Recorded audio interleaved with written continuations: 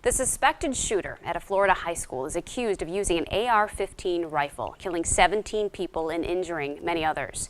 The same style of gun was also used during the Las Vegas shooting that killed 58 people and injured hundreds more in October. However, one local firearms expert talked to News 8's Mel Meyer about why he uses the same style of rifle and what he says are common misconceptions about its use. The AR-15, which stands for Armalite rifle, was developed in the 1950s. Since then, it has gained widespread popularity by gun owners, but also attention for its use in mass shooting events. News 8 wanted to learn more about the AR-15s, and this is what one gun expert had to say.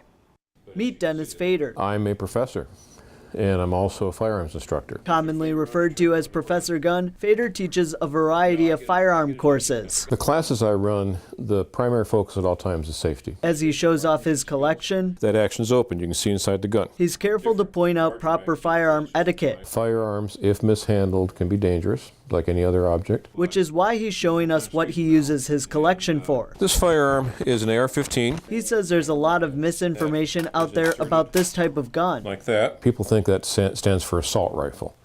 The term assault rifle means nothing. The AR-15 is a semi-automatic, meaning you have to pull the trigger every time you want to shoot a round. Fader prefers to use this type of firearm for hunting deer. I just like that firearm.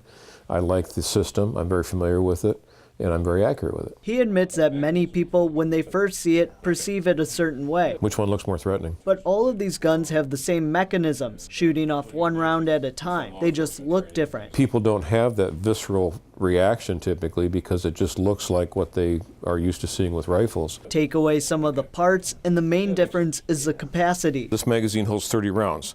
This holds 20 rounds. And the caliber is different too. The caliber of the bullet is .308, so it's about a third of an inch in diameter. This rifle fires off a much larger cartridge. The exit wound on the deer is typically maybe a half inch. By talking about their intended use, he hopes to clarify just some of the many misconceptions.